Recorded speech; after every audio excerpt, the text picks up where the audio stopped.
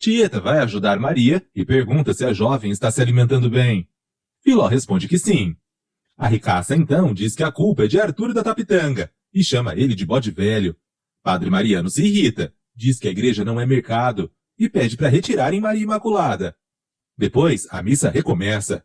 Carol dá bronca em Osnar por ficar imitando Modesto Pires e pede para ele parar. Ela fala que também está pensando em seu filho. Osnar promete que não voltará a imitar Modesto Pires. Filó e as meninas chegam à fazenda. Elas pedem para todas ficarem quietas, pois irá cuidar de Maria Imaculada. Uma das meninas diz que Maria fez de propósito. As outras dizem que não, e defendem a jovem rebelde. Na igreja, Carmosina pergunta o que pode ter acontecido com a jovem. Tieta responde que não sabe, mas que Arthur deve ter aprontado alguma coisa. Carmo, então, aconselha a amiga a ir se confessar, e fala que o padre ia gostar. A ricaça responde que só foi à igreja para rezar. Perpétua fala para as amigas que Ricardo se confessa, mas não tem pecado algum. Filó tenta saber o que Imaculada tem, mas a jovem pede para que a deixe sozinha. Filó concorda, mas garante que depois voltará. Depois, ela sai. Imaculada então começa a se lembrar dos momentos em que viu Ricardo. Na praça, Tieta começa seu discurso e revela a placa feita em sua homenagem. Perpétua lê, e ao perceber que a placa não tem o nome da família Esteves, ela começa a fazer um escândalo. Ascânio tenta explicar e garante que irá mandar trocar a placa. Perpétua fala que, em forma de protesto, vai embora junto com o pai. Zé Esteves obriga Tonha a ir, mas Elisa fica. Ascânio se desculpa com Tieta. A ricaça diz que entende e diz para eles irem festejar na pensão de Dona Milu. Na pensão, todos festejam. Ascânio se sente culpado pelo erro na placa e Leonora diz que Tieta não está se importando. Gladstone e Carmo conversam. A agente dos Correios fala que normalmente a cidade é pacata. E Gladstone diz que eles precisam mudar isso. Jairo avisa que precisará ir embora para se preparar para a viagem. O filho mais velho de Perpétua vai até Tieta e diz estar orgulhoso dela. Filó pergunta se Imaculada está melhor, e a jovem pergunta de Ricardo. Ela conta que ele é sobrinho de Tieta e faz seminário. Depois, pergunta o motivo de Imaculada querer saber dele. E se ele foi a razão do desmaio dela. Imaculada responde que não, e diz não saber o motivo de ter desmaiado. Filó responde que a jovem pode não querer contar para ela, mas terá que contar para Arthur da Tapitanga. Após Filó sair, Imaculada pergunta o que vai ser dela agora que o príncipe lhe abandonou. Na pensão, Carmo pergunta se Gladstone finalmente irá contar o que tem dentro do caminhão. Ele diz que contará quando anoitecer. Sinira vê o tamanho do prato de Amorzinho e pergunta se ela está morta de fome. A viúva responde que o prato é para bafo de bode. Juraci fala que não gostou do discurso de Tieta. Cosme avisa que precisa falar com Ricardo. O filho de Perpétua responde que depois eles conversam. Ele vai até Tieta. A ricaça fala que a irmã mais velha está perdendo a festa. Conversando com o pai, Perpétua fala que sentiu pena dele, pois homenagearam uma filha dele, mas não tiveram coragem de colocar o sobrenome Esteves. Ela fala que, dessa maneira, o pai acabará perdendo o posto de chefe da família, e aconselha ele a exigir que Tieta compre as cabras e as terras para ele, e que Timóteo lhe dê a metade do dinheiro. Ela finaliza dizendo que o pai precisa voltar a ser o antigo Zé Esteves. Elisa e Tonha falam sobre a narradora do rádio e sobre Timóteo. Elisa pergunta se o marido voltará diferente. Tonha responde que a única coisa que não mudará é o amor que o genro sente por Elisa. Olhando fixamente para Dário, Silvana elogia a comida de Laura e fala que não sabe fazer nem café. Dário diz que ela é uma moça inteligente, que não precisa fazer café. Ele também pede para a esposa ir buscar café para eles. Após Laura sair, Silvana continua com um olhar fixo no comandante. Na casa de Marcolino, Juraci fala que a filha não sai da casa de Dário. Aida responde que não sabe quando voltará ao Mangue Seco, pois o marido não deixa ela ir, e diz que não sabe o motivo. Marcolino explica que pode ser perigoso. Modesto manda a esposa terminar de conversar, pois já está na hora deles ir embora. Perica vai até a casa de Carol e fala para ela não sair, pois Modesto está com a esposa na casa de Marcolino. No bar, Charlita e Osnar conversam sobre o pedido de casamento para Amorzinho. Amintas pergunta para Osnar o significado da forma que ele chamou Modesto para se sentar no banco. O amigo diz que eles foram para o bar para beber, não para conversar. Maria Imaculada fica pensativa na cama. Cosme vai até o quarto de Ricardo e pergunta se o amigo está com medo de conversar com ele. O filho de Perpétua responde que não tem medo de nada, nem de ninguém, e pede para Cosme deixá-lo em paz. Cosme se nega, diz que quer ajudar o amigo e pergunta qual é a relação dele com Tieta. Ricardo pede para o amigo não tocar no nome dela. Cosme diz que a ricaça fez algo com Ricardo e que precisa arranjar provas. Arthur pergunta se Imaculada está melhor. Ela responde que sim. Ele fala que vai querer saber o motivo do desmaio e do grito dela. Afirma também que se ela não contar, ele irá arrancar dela. Timóteo volta para a cidade, cumprimenta Elisa e os outros e pede para Jairo entregar os pacotes grandes depois.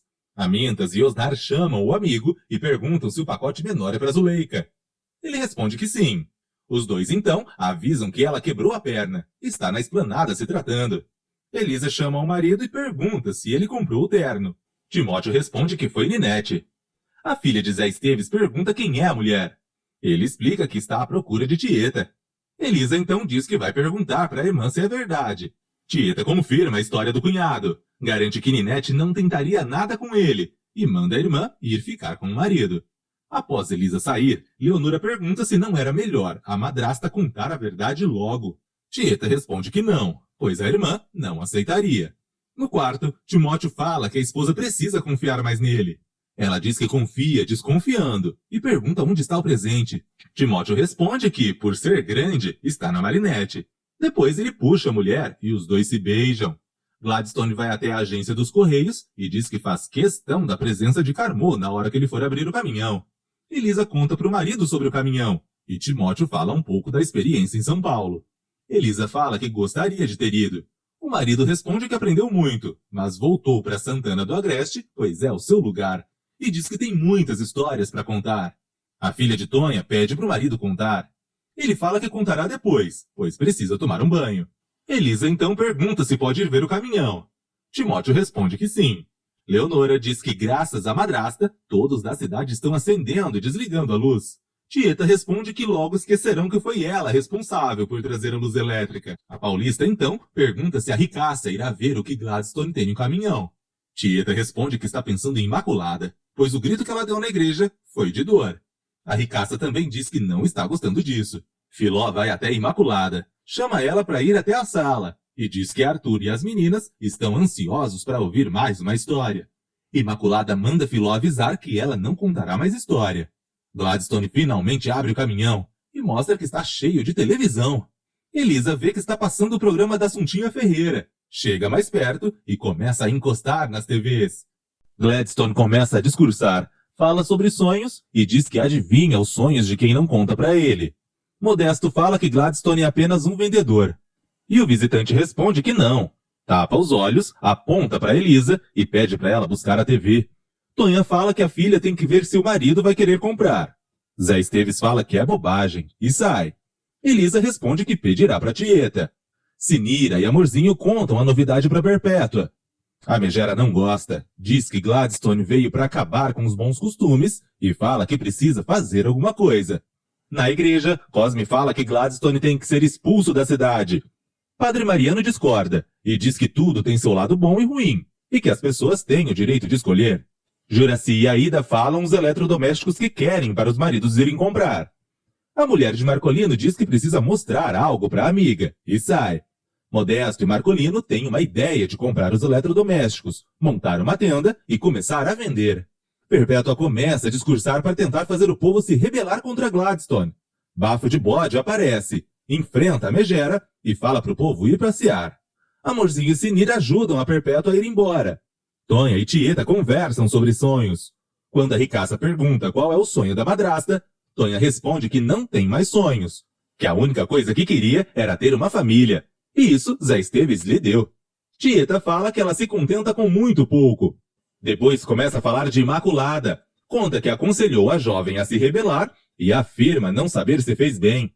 Filó e Trapezomba avisam que Maria Imaculada não está bem de saúde, e por isso não contará nenhuma história. Arthur fala que vai descansar. No quarto, as meninas começam a comentar sobre a televisão. Maria Imaculada diz que o único jeito do coronel comprar uma é se todas as meninas recusarem a ter aulas. Todas olham com espanto, e Maria lembra que já faz tempo que está na fazenda, e que, graças à sua coragem, não teve nenhuma aula. A jovem fala que, se fosse necessário, morreria para não ter aulas. No dia seguinte, Amorzinho vai até o bar e diz que está tendo problemas com a instalação da luz. A Mintas garante que irá na casa dela resolver. A viúva sai. Jairo pergunta se a Mintas resolveu o problema da pensão da Dona Milu. Ele responde que não pode fazer tudo de uma vez e que é para isso que tem empregado. Jairo então diz que Amorzinho está tendo tratamento especial. Charlita escuta e pergunta o que eles falavam da viúva. A Mintas mente, dizendo que é sobre o pedido de casamento. Jairo aconselha o dono do bar a pedir logo Amorzinho em casamento. Carmozina conversa com a mãe sobre os eletrodomésticos. A aposentada sai, falando que vai cuidar do almoço. Gladstone chega na agência e pede um formulário para fazer um telegrama. Após ele escrever, entrega para Carmozina, que diz que o telegrama está sem destinatário. Ele responde que está entregando em mãos. Carmo lê o telegrama, que pergunta quais são os sonhos dela e também que Gladstone fará de tudo para realizá-los.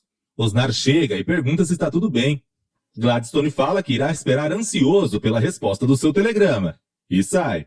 Osnar fala para Carmozina que o visitante está com um olhar diferente para ela. E avisa que, se ele faltar com respeito, é só ela avisar. Carmozina agradece. Depois, a agente dos Correios conta para Tieta tudo o que aconteceu. A ricaça aconselha a amiga a esquecer Osnar, pois quando Gladstone for embora, ele voltará a tratá-la como uma simples amiga. Jairo entrega a encomenda de Zuleika e uma para Elisa. Ele manda os garotos levarem. No bar, os amigos perguntam o que Timóteo trouxe para Zuleika. Ele responde que é uma surpresa e que ela pagou o adiantado. Depois, ele pede um vinho. Osnar tenta descobrir algo sobre Tieta, mas o marido de Elisa muda de assunto. Os garotos param para conversar e quase esquecem os pacotes no chão. A Mintas aparece e lembra eles. Depois, a Mintas vai até a barbearia e cobra o pagamento da aposta que fez com Modesto. O pai de Letícia paga. A Mintas diz que vai encomendar uma TV e aconselha Modesto a fazer o mesmo. O pai de Letícia fala que não tem pressa, pois não é todo mundo que vai comprar. Sabino entrega o pacote de Zuleika na casa da luz vermelha. Letícia e Elisa veem a TV na praça. Peto chega com o pacote e diz que é para a mulher de Timóteo. Ela pede para Bentinho levar a encomenda até a casa dela, e ele vai junto. Letícia repara que Peto está com o cabelo arrumado. Quando Sabino conta que trocou os pacotes de Zuleika e de Elisa, Timóteo corre. As mulheres percebem que veio a encomenda errada e riem ao se darem conta de que a mulher de Timóteo está com a encomenda delas. Elisa não entende o presente do marido. Timóteo chega, entrega o embrulho certo e diz que o outro é uma encomenda que Jairo trouxe para Zuleika. Ascânio acende as luzes da casa. Leonora fala que a cidade ficou linda, iluminada. O loiro relembra o dia em que a Paulista pediu para a Tieta ajudá-lo com a questão da luz e fala que tem orgulho dela. Rafa aparece e pede para Leonora ficar para o jantar. A Paulista recusa, mas acaba sendo convencida. Ascânio diz que Rafa é fã número 1 de Leonora. A Paulista responde que achou que era ele. O loiro diz que não conta, e os dois se beijam. Timóteo fala que parece que Elisa não gostou do presente. Desanimada, ela diz que sim, e começa a tirar itens de cozinha da caixa. Timóteo vai até a esposa, diz que ficou muito tempo fora, e pede para eles irem para a cama mais cedo. Peto acende as luzes. Perpétua inicialmente reclama, mas acaba sendo convencida a deixá-las acesas. A megera olha para o filho caçula e diz que tem vezes que ele parece com o pai. Ascânio pede para Leonora ficar até mais tarde, mas muda de ideia ao imaginar que o povo da cidade irá falar mal dela.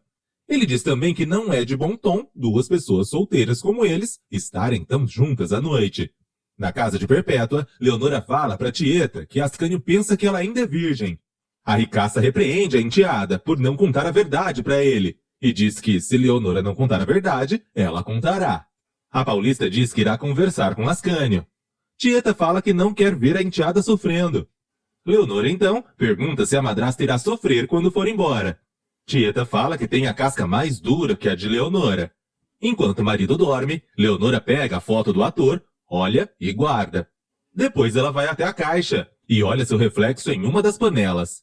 Cosme entra no quarto de Ricardo e se irrita ao perceber que o amigo não está lá. Enquanto estão na cama, Ricardo fala que está muito orgulhoso de Tieta e que, se pudesse, contaria para todos o caso deles. A ricaça pede para ele não cometer uma loucura e avisa que já é tarde e que já está na hora dele voltar para o quarto. Ricardo pergunta quando eles poderão passar uma noite toda juntos E a ricaça responde que após a casa do Mangue Seco ficar pronta, isso será possível. Os dois se beijam. O filho de Perpétua volta para o quarto e encontra Cosme. O amigo de Ricardo diz que já é tarde e pergunta se ele perdeu a noção do tempo, porque estava na igreja. Ricardo responde que não. Cosme, nervoso, pergunta onde o amigo estava